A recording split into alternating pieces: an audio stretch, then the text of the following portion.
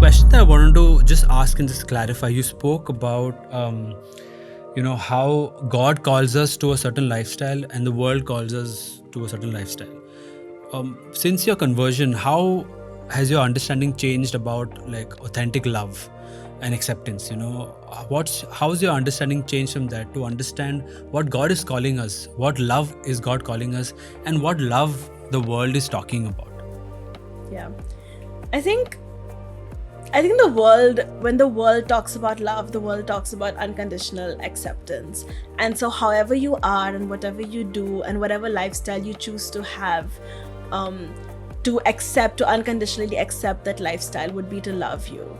But I think the love that God has for us is not that kind of love. It is the love that a parent has for a child, where the parent loves the child so much that the parent wants what's best for the child. And sometimes that means correcting the child. Sometimes that might even mean reprimanding the child or kind of steering the child away from danger and towards a better path. And I feel that's the love that God has for us. And when I was kind of living my worldly life, I kind of saw this love as a very mean and conditional love. Like I thought so you only love me as long as I'm doing all the right things. But actually, what I did not understand about love is that sometimes we're not able to receive love because of the place that we are in our life. And I kind of use the analogy of the dirty window, which I think comes from C.S. Lewis, where the love that God has for us is like sunshine. And it's like always shining. It's constant. It never changes. It's always the same intensity. It's always constant. But sometimes our window is so dirty that it can't come through. And what we need to do is clean the window. That is our response to God's love, is that we clean the window so that more of the love can come in. And sometimes the window becomes dirty again and we have to clean it again. But love also demands a kind of reciprocation, that we need to love God back.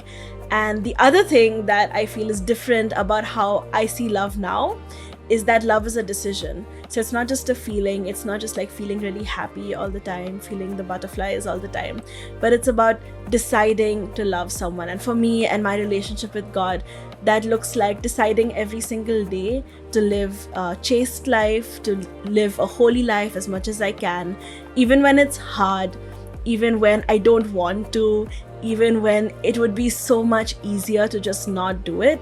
Deciding to do it anyway is what it looks like to love, because that's how God loves us, that He loved us when it was difficult.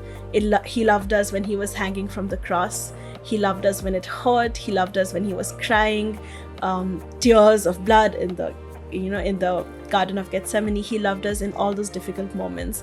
And so I believe now when I look at love, I see love as a decision that I make even when it's hard. And and also the way that I love my family, the way that I love my friends has also changed, where it's no longer as long as I'm having a good time with you, I'm going to love you. But it also means that I'm going to love you through the difficult conversations. I'm going to love you enough to tell you when I think you're doing something that's hurting you. And I would also hope that my friends and my family would do that for me. Yeah, that is so true. I think the world has equated love to sex. And I think that's so out of place, because it cannot be further from the truth. You can experience love without sex. So that's why I think for people who struggle with SSA, I think for them, a lot of people tell them, oh, you feel this, it must be that you're gay, it must be that you're lesbian. Always equating, probably if I feel this intense love for my sister, or for me guy as a brother, or for you as a sister, and the world equates that to oh, you must be gay or you must be lesbian, putting that label on you. It's so important for us to understand the difference between what God talks about love and what the world talks about love. And I think you have really very elegantly presented that the analogy of love, of how we don't experience it because we have tainted, we've put this a taint on our windows and we can't experience that. And that was such a beautiful analogy that you spoke about. What would you say to someone who is right now probably struggling with these attractions, okay, with experiencing God's love, probably tainted their window, and their faith, these attractions that they have, and the faith? What would you tell them? That's a really good question. I guess I would tell them, first of all, that God loves you. And that means that God is not waiting to throw you into hell. He is not waiting to get you or to catch you in a bad place. He is not looking at you with disappointment. He's not looking at you with disgust. When he looks at you, he only looks at you with eyes full of love. And anyone who has told you that God is this like really judgmental, mean old man in the sky has lied to you, because God is not that. He just loves you. And the second thing that I would say is that that there's nothing that you have done in your life that Jesus will not forgive. There's nothing that you can say that will push him away. He is just waiting for you to come back to him.